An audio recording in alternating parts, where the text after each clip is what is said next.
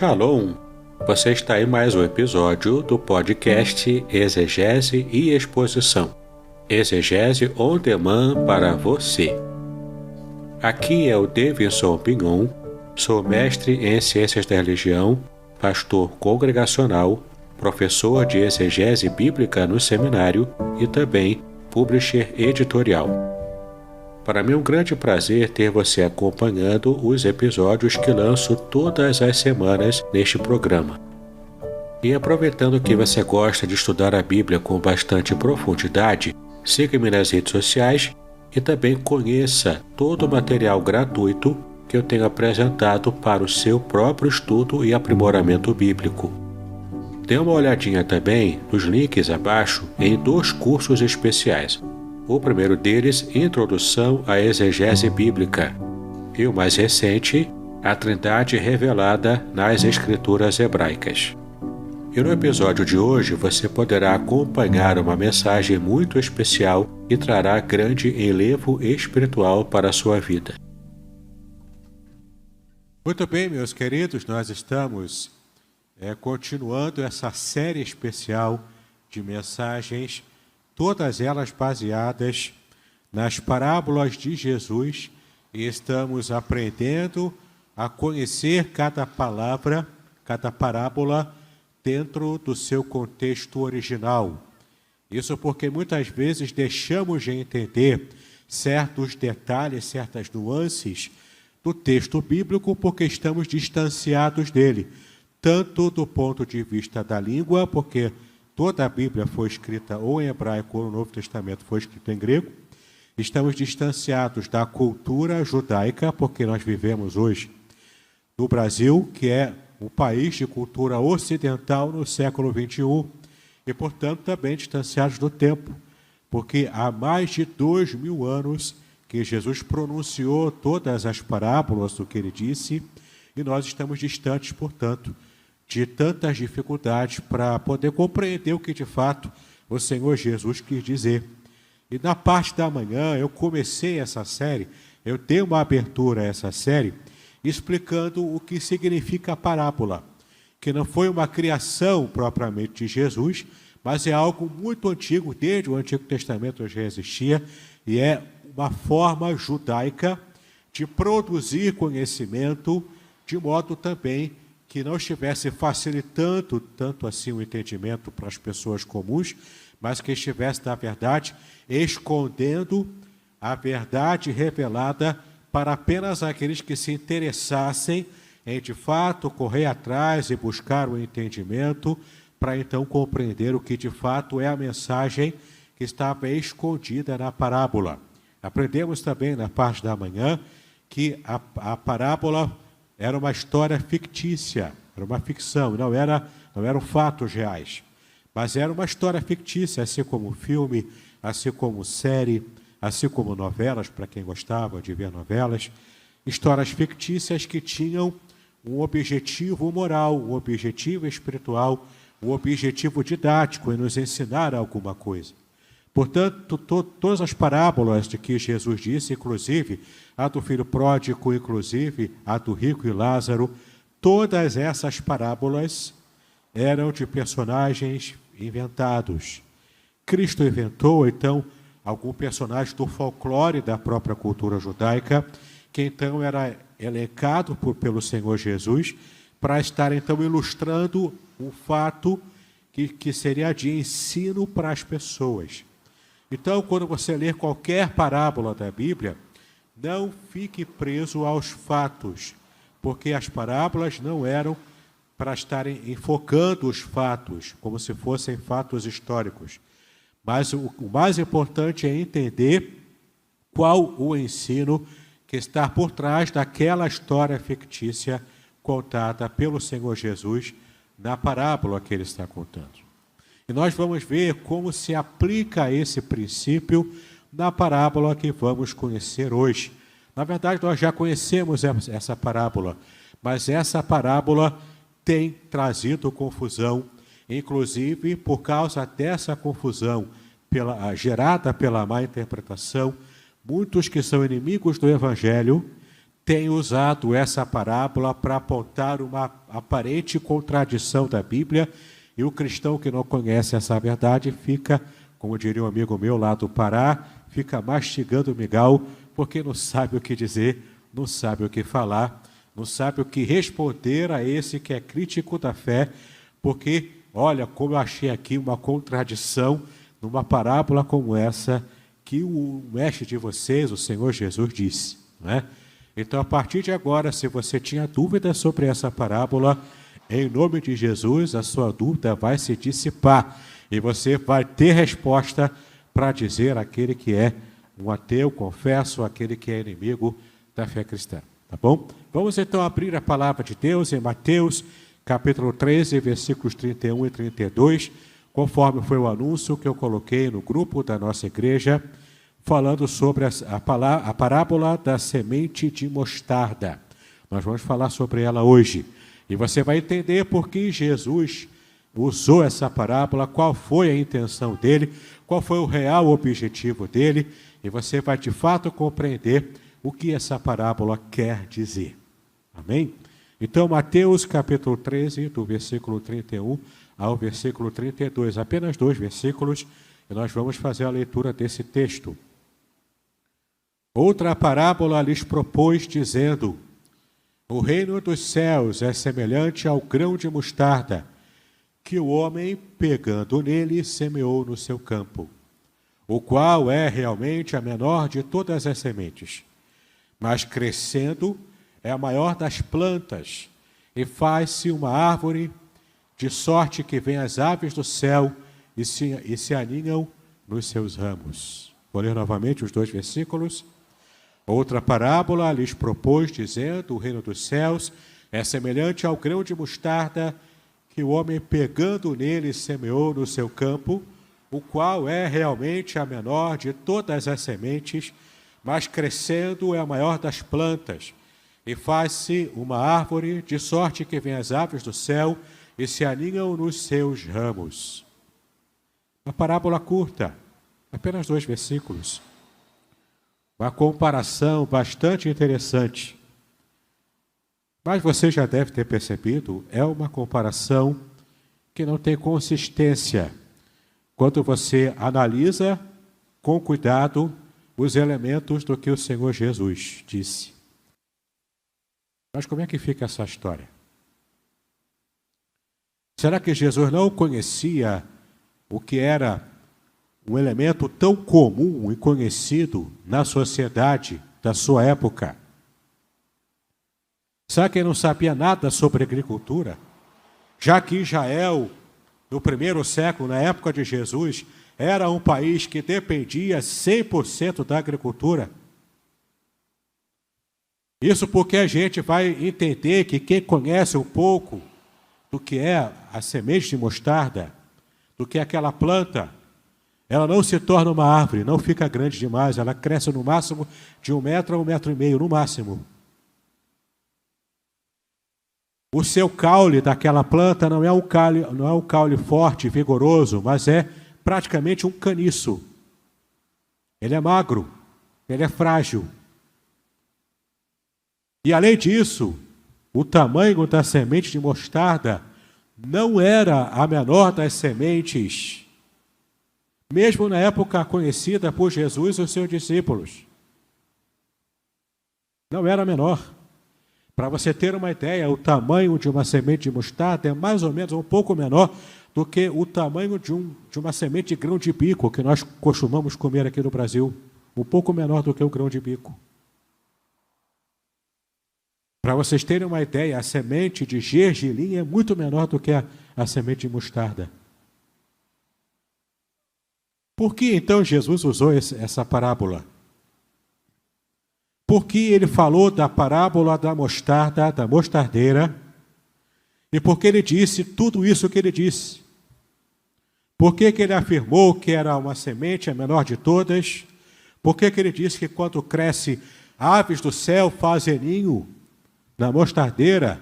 Se qualquer um que conhecesse a Sinapis alba, que é o nome científico da mostardeira, por que ele disse aquilo? Esse é um exemplo perfeito da aplicação de uma parábola. Como nós temos estudado desde amanhã, a gente está percebendo aqui que a parábola ela tem um objetivo que está por debaixo daquilo que é aparente. Pode guardar no seu coração isso. Jesus não estava se referindo aqui à mostardeira. Ele usa a mostardeira como um elemento de comparação com algo infinitamente superior ao dado científico, agrícola, sobejamente conhecido na sua época. O que ele diz aqui é outra coisa. A mensagem é completamente diferente. E essa mensagem tem poder suficiente para alcançar a cada um de nós aqui em pleno século XXI. Com tanto conhecimento sendo esbanjado pela internet, até conhecimento de cultura inútil. Mas ainda hoje esse conhecimento, a interpretação correta dessa parábola faz diferença na nossa vida espiritual. Guarda isso e preste atenção até o final dessa mensagem. E você vai perceber o quanto essa mensagem vai ser ricamente abençoadora para a sua vida. Por que então Jesus disse isso? Qual era o objetivo dele em falar sobre o grão de mostarda? Já que esse grão de mostarda não cresce para se tornar uma árvore grande e forte, nem sequer um passarinho consegue se equilibrar em cima de um caniço daquele da mostardeira. Por que Jesus disse isso? Queridos, é muito simples. Jesus, como eu disse, não estava falando de mostarda. E também, nesse texto, não estava falando da nossa fé. Sim, não está falando da fé aqui. O objetivo de Jesus nessa parábola não é comparar o grão de mostarda com a fé. Esse era o objetivo de Jesus, é outra parábola que ele contou, que está lá em Mateus capítulo 17, versículo 20. Você pode abrir rapidinho lá comigo. Mateus 17, versículo 20. Nesse texto, sim. Aqui ele fala também de grão de mostarda e aqui o objetivo é a fé.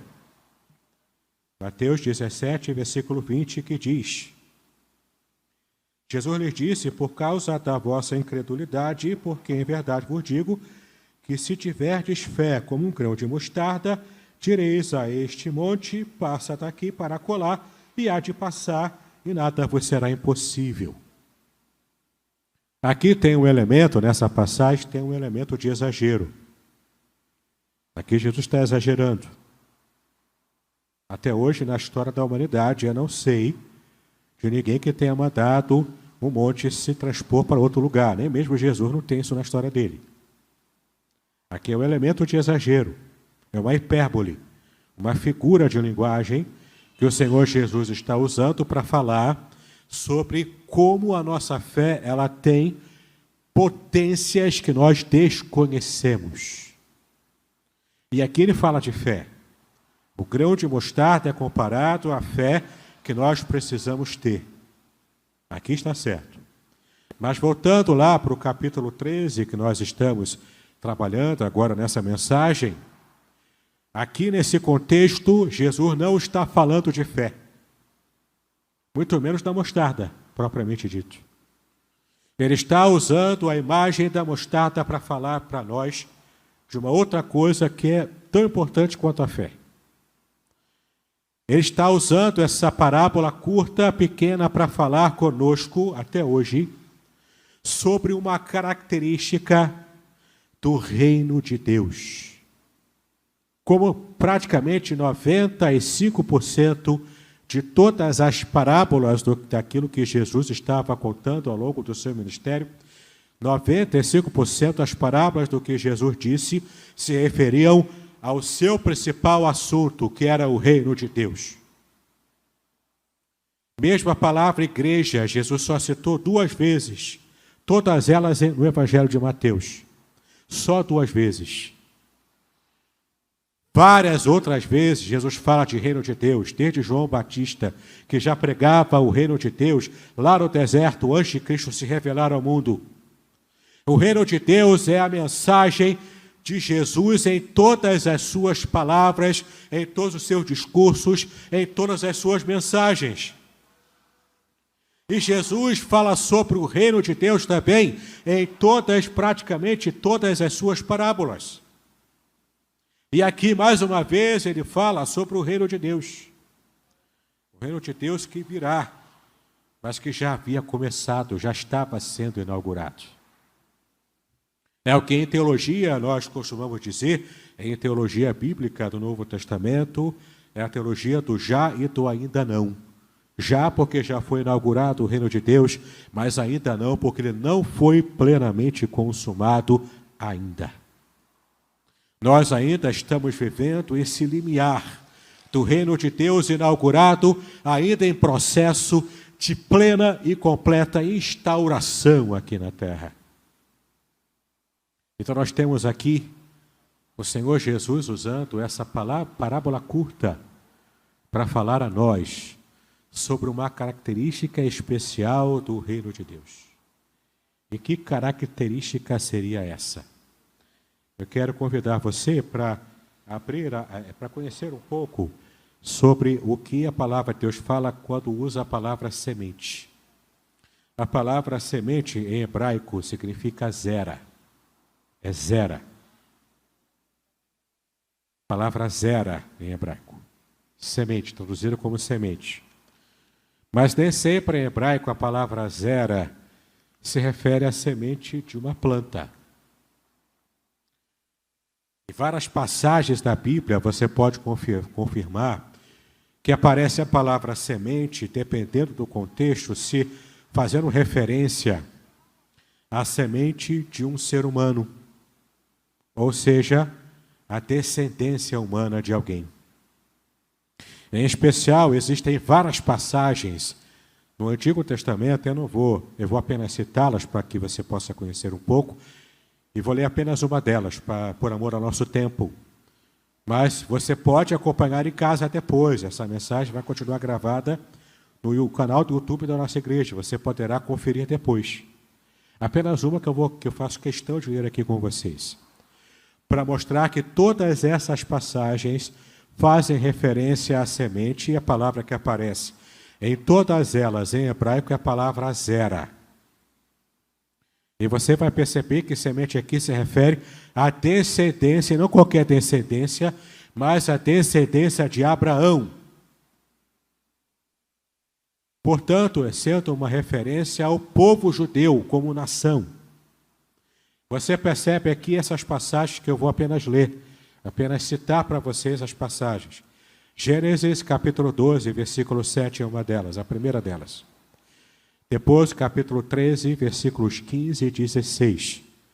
Capítulo 15, versículo 18. Capítulo 17, versículo 7. E agora vem a passagem que eu faço questão de abrir com vocês. Jeremias, capítulo 38, capítulo 31, aliás. Jeremias, capítulo 31, versículo 36.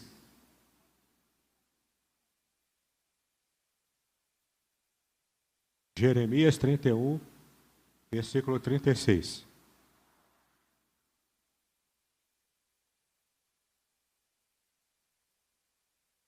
Conseguiu achar? Jeremias, capítulo 31, versículo 36, que diz o seguinte: se falharem estas ordenanças, é que ele se refere ao que diz no versículo 35, que diz respeito às estrelas, ao sol, à lua, os astros, que o próprio Deus havia criado. Então, no versículo 36, se falharem estas ordenanças de diante de mim, diz o Senhor, deixará também a descendência de Israel de ser uma nação diante de mim para sempre. Aqui ele está usando de uma retórica, e aqui aparece a palavra zera, que é a palavra descendência, para dizer o seguinte: Israel só vai deixar de ser o meu povo, o povo escolhido, o povo da promessa, se algum dia o sol parar de brilhar, se algum dia as estrelas todas caírem sobre a terra, se algum dia os astros deixarem o seu fulgor, o seu pleno funcionamento, como eu criei desde o começo. Uma palavra retórica. O que ele está, na verdade, dizendo aqui em Jeremias é o seguinte: Israel jamais deixará de ser o povo que eu escolhi. Portanto, quando Jesus diz aqui, e se refere à semente de mostarda, a semente para a cultura do povo judeu daquele período já vinha à mente. A palavra zera, que na verdade é a palavra que se refere culturalmente à descendência de Abraão, portanto ao povo judeu. A chave de interpretação, quem tinha era o povo daquele período, do primeiro século. É essa a chave de interpretação. E qualquer chave interpretativa fora desse conhecimento cultural do povo do primeiro século nos conduz ao erro na interpretação dessa parábola. E dá, inclusive, elementos para aqueles que são contrários à fé cristã a estarem zombando da nossa fé, dizendo que acreditamos em uma fé que não é 100% racional. E isso não é verdade. Quando estudamos, quando conhecemos a palavra, entendemos os meandros da parábola. E então conhecemos o que de fato Jesus estava se referindo quando ele usa, dentro da sua cultura, essa parábola da mostardeira, da semente de mostarda. Então, o primeiro dado relevante é que a semente se refere culturalmente para Israel. Nessa comparação que ele faz, se refere à própria nação de Israel em si, a descendência de Abraão. Conforme você pode ver depois em casa, em todas as passagens que eu apenas citei aqui, você pode conferir com calma. Agora, por que ele diz que a mostarda é a menor das sementes? Se eu já falei desde o começo que não é. Amplamente conhecida por aqueles que estudam as sementes, que estudam de botânica e conhecem bastante disso, sabem que a semente de mostarda não é a menor. Por que então Jesus disse isso? O que ele quis dizer quando ele falou isso? Mais um elemento cultural. E você vai abrir agora a sua Bíblia, lá no Antigo Testamento ainda, em Deuteronômio, capítulo 7. Deuteronômio, capítulo 7, versículos 7 e 8. Deuteronômio, capítulo 7, versículos 7 e 8, que diz o seguinte. Deuteronômio 7, 7 e 8. O Senhor não tomou prazer em vós, nem vos escolheu, porque a vossa multidão era mais do que a de todos os outros povos. Pois vós éreis menos em número do que todos os povos. Mas porque o Senhor vos amava, e para guardar o juramento que fizera a vossos pais, o Senhor vos tirou com mão forte e vos resgatou da casa da servidão, da mão de Faraó, rei do Egito. Olha que interessante o que Moisés, escrevendo o seu último livro, ele revela sobre como Deus enxergava Israel. Israel podia se achar muito privilegiado porque tinha um relacionamento diferenciado com Deus. Sim, isso é um privilégio. Mas antes que a soberba pudesse subir ao coração de Israel, ou pelo menos que eles tivessem algum tipo de respaldo no que estava escrito nas Escrituras, para terem esse tipo de sentimento no seu coração, Deus estava falando com eles o seguinte: eu não escolhi vocês porque era um povo forte e numeroso. Não, vocês eram os menores. Se você observar o mapa de Israel, ainda hoje, o mapa de Israel é pequeno. É assim, desse tamaninho. Para vocês terem uma ideia, ele é do tamanho do nosso estado do Acre. Não mais, nem menos do que isso. O Brasil é infinitamente maior do que o tamanho do Estado de Israel. E desde aquela época, Israel não era grande, não era forte. Existiam várias nações, inclusive a própria nação do Egito, que era infinitamente maior e mais forte do que Israel. E Deus diz aqui, por que eu escolhi vocês? Não foi por mérito de vocês, foi por mérito meu. Eu quis escolher Israel, mesmo sendo um povo pequeno, porque isso vai glorificar o meu nome. E se você estudar a Bíblia com cuidado, você vai ver que desde lá no começo, Deus tem prazer em trabalhar com aquilo que é pequeno, aquilo que é humilde, aquilo que é aparentemente fraco. Isso glorifica o nome de Deus, porque Ele pega o que é fraco e torna forte.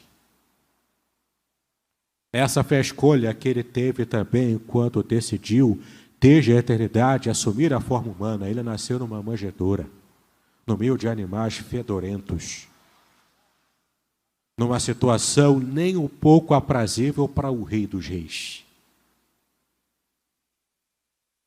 Ele escolheu nascer e viver todo o seu ministério num local de Israel que era repleto de preconceito social naquele período. E como se já não bastasse isso, ele ainda produz Jesus no ventre de Maria, ela sendo virgem ainda, mas ninguém acreditava na história dela. Até José, o seu noivo, precisava que o anjo chegasse a ele através de um sonho para que ele tentasse acreditar. Porque nem José no início havia acreditado naquela história, que ela estava grávida ainda, virgem, por obra e graça do Espírito. Ok, entendi. As pessoas não acreditavam. Não sei se vocês têm ideia do que é isso. Jesus, ou toda a sua vida humana aqui na terra, tendo essa pecha social de filho bastardo de José e Maria. Percebeu o modo como Deus trabalha? Ele trabalha quebrando tabus sociais. Ele trabalha preferindo escolher aquilo que é humilde, aquilo que é pequeno, aquilo que é pária da sociedade, para a partir disso ele fazer a diferença e mudar a história do mundo. Desde o Éden ele estava trabalhando assim. Desde o pecado isso começou a ser o modus operandi de Deus. E olha que interessante, ele escolhe Israel. Não porque Israel era forte e grande. Não. Escolhe Israel, a semente de Abraão, a zera de Abraão. Ele escolhe, sabe por quê? Porque isso vai glorificar o nome dele. Ninguém vai poder dizer que Israel saiu do Egito pela sua própria mão, pelo seu exército, como um filme recente que fizeram de Moisés, totalmente errado historicamente. Colocaram Moisés como sendo o líder militar que conseguiu tirar Israel do Egito porque ele tinha força militar. Está tudo errado, não é isso que a Bíblia diz. Não é isso que o texto bíblico diz. Foi Deus, com todo o seu poder, toda a sua obra e graça, que tirou Israel do cativeiro egípcio. Então, porque ele fala que a mostardeira é a menor das sementes, ele está fazendo referência a esse texto de Deuteronômio, capítulo 7, versículos 7 e 8. Já entendemos que a semente aqui se refere à nação de Israel. E agora entendemos também que no olhar de Deus, e de fato era o olhar real, Israel era a menor de todas as nações, a mais fraca de todas. Por isso Deus a escolheu, porque Deus quis trabalhar com essa nação fraca, para trazer glória para o nome dele. E por que mostarda? Tantas sementes, ele podia falar a semente do gergelim, que era de fato menor do que a da mostarda, pelo menos. Por que ele falou mostarda? Também tem motivo. Quando a gente faz a confrontação com outros textos bíblicos, percebemos o que culturalmente os discípulos de Cristo receberam inicialmente quando ouviram essa parábola da mostardeira. Veja o que diz lá em Ezequiel 17, de 22 a 24. Ezequiel 17, de 22 a 24. Assim diz o Senhor Deus: também eu tomarei um broto do topo do cedro, e o plantarei. Do principal dos seus renovos cortarei o mais tenro, e o plantarei sobre um monte alto e sublime. No monte alto de Israel o plantarei e produzirá ramos, e dará fruto, e se fará um cedro excelente, e habitarão debaixo dele aves de toda a plumagem, à sombra dos seus ramos, e habitarão. Assim saberão todas as árvores do campo que eu, o Senhor, abati a árvore alta, elevei a árvore baixa, sequei a árvore verde, e fiz reverdecer a árvore seca. Eu, o Senhor, o disse e o fiz. Ele escolhe a mostardeira, porque a mostardeira era, dentro da cultura de Israel, aquele caniço mais frágil que as pessoas olhavam e viam ao redor dos campos que costumavam andar lá por Israel, lá por Jerusalém. Era, portanto, o maior exemplo de uma planta frágil que as pessoas viam no seu dia a dia. Todo mundo que via sabia que da mostardeira não produzia uma árvore frondosa e forte, mas uma árvore pequena, frágil, com caniços em vez de um caule vigoroso.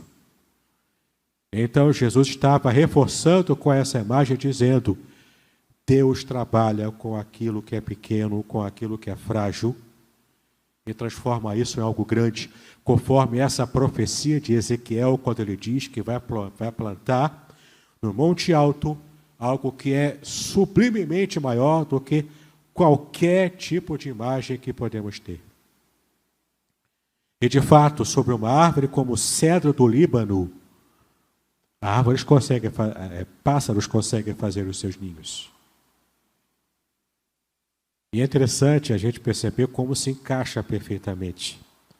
Porque a Bíblia, quando se refere a aves, aves é o símbolo bíblico para povos gentios. Percebe como se encaixa na teologia bíblica, na época de Jesus? Israel sendo escolhido por Deus desde a eternidade, sendo levantado por Deus, ainda que seja um povo pobre e fraco, mas sendo levantado por Deus, sendo colocado no alto monte como uma árvore forte, como o cedro do Líbano, e não mais um caniço frágil como a mostardeira. E sobre ele os povos ao redor de Israel, os povos do mundo, os povos gentios, inclusive povos pagãos, estão se ajuntando e se aninhando nessa árvore que Deus construiu. Queridos, nós somos aqui no Brasil. Adivinha nessa história quem é que nos representa? Nós, brasileiros, somos povo gentio. Somos como essas aves, que se não tiver árvore frondosa que Deus criou, permitindo que possamos criar ninhos nessa árvore ao redor de Israel, porque o próprio Senhor Jesus disse que a salvação vem dos judeus, é nesse sentido. Nós podemos nos ajuntar através de Israel em Cristo Jesus para termos comunhão com Deus e daí a salvação para a nossa alma, para a nossa vida. Como pássaros gentios, estamos todos aninhados nos galhos frondosos, fortes e ricos que Deus preparou, providenciou para nos abençoar, para nos salvar. Entende o que Jesus estava querendo dizer? Que foi mais fácil para os discípulos e aqueles que o ouviram no seu tempo entenderem. Para nós é difícil, porque não conhecemos os aspectos da cultura de Israel antigo. Para fechar essa parte, já caminhando para o final da nossa mensagem, vamos abrir Isaías capítulo 2, do versículo 2 ao 5. Profeta Isaías, capítulo 2, do versículo 2 ao 5. Ainda complementando a glória futura de Israel, que foi profetizado desde lá no Antigo Testamento. E os decretos de Deus não podem ser revogados. Nenhum deles será revogado. Isaías 2, de 2 a 5. E acontecerá nos últimos dias que se firmará o monte da casa do Senhor no cume dos montes, e se elevará por cima dos outeiros, e concorrerão a ele todas as nações. Aqui se refere ao Monte Sião. É uma referência ao monte do povo de Deus. Irão muitos povos e dirão: vinde, subamos ao monte do Senhor, à casa do Deus de Jacó, para que nos ensine os seus caminhos e andemos nas suas veredas, porque de Sião sairá a lei, e de Jerusalém a palavra do Senhor. E ele julgará entre as nações, e repreenderá muitos povos, e estes se converterão as suas espadas em enxadões, e as suas lanças em foices. Uma nação não levantará a espada contra outra nação, e nem aprenderão mais a guerrear. Vinde, ó casa de Jacó, e andemos na luz do Senhor. Glórias a Deus, queridos. Esse é o futuro que Deus preparou para aqueles que amam, para aqueles que o servem. Não é futuro de Covid, de tantas mortes por dia pela Covid. O futuro não vai ter mais isso. Você vai esquecer disso, em nome de Jesus. Esse vai ser um capítulo terrível, sombrio, da nossa história que nós vamos esquecer. O que Deus tem preparado para nós, nenhum olho viu, nem ouvidos ouviram, toda a glória que Deus preparou para aqueles que o amam. E aqui eu quero fechar essa mensagem com uma palavra que vai impactar o seu coração. Quantas vezes nós nos achamos inferiores porque eu não tenho o bem material que eu queria ter. Eu olho para a internet, pelas redes sociais, e vejo a rede social de alguém que eu conheço, que é próximo a mim. Ele é a família Colgate, é o sorriso radiante. É uma felicidade imensa. Ele tem tudo, eu não tenho nada. Essa felicidade fabricada, plástica, superficial, ela não quer dizer nada. Quantas pessoas criam maquiagens para a sua própria vida, usando as redes sociais como uma vitrine de uma mentira. E porque eu não sou bonito, porque eu não sou modelo, porque eu não tenho dinheiro para ter uma casa boa, uma mansão, eu não posso sequer juntar dinheiro para fazer uma viagem no fim de ano, nas férias. Se tem uma palavra que mexe comigo, é essa palavra.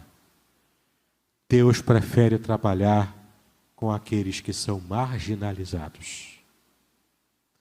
Deus prefere trabalhar porque isso traz mais glória ao nome dele.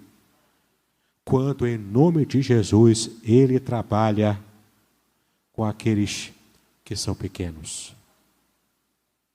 Então, se você é pequeno, se você é tímido, se você não tem recursos para fazer muitas coisas, se você se acha com pouco talento na igreja, em nome de Jesus, muda a sua perspectiva, porque é você que Deus quer usar. Ele fez assim desde o Antigo Testamento. Ele fez assim quando Cristo veio ao mundo. Ele fez assim quando o próprio Cristo chamou cada discípulo. E cada um, me perdoe dizer, mas cada um era pior do que o outro. E o menos piorzinho na aparência era quem? Judas Iscariotes, que não foi chamado por Cristo. Ele se convidou para seguir ao Senhor. Ele era o mais limpinho, mais bonitinho, mais cheirosinho. E você sabe o que aconteceu. Deus está te escolhendo para fazer a diferença onde você foi plantado. Então se disponha a fazer a diferença em nome dele. E o milagre vai acontecer na sua vida. Se você se colocar com sinceridade, com o coração aberto, na presença do Senhor. Amém?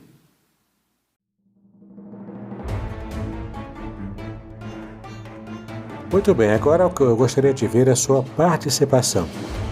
Entre em contato comigo, compartilhe a sua experiência comigo e quem sabe até se você enviar em formato de áudio, eu possa aproveitar a sua experiência para apresentar no próximo episódio do podcast Exegese e Exposição. Eu sou Davidson Pignon e eu ajudo pastores e líderes cristãos a fazer estudos bíblicos da igreja, sem terem problemas com interpretações erradas. Se você então está pensando em compreender a sua Bíblia com segurança, não deixe de assistir a mais episódios como este aqui. Então, assine o canal, acione o sininho, curta, comente e também compartilhe. Ajude-me a ampliar o alcance com estudos bíblicos de qualidade na internet. Que Deus abençoe os seus estudos, paz e bênção sobre a sua vida.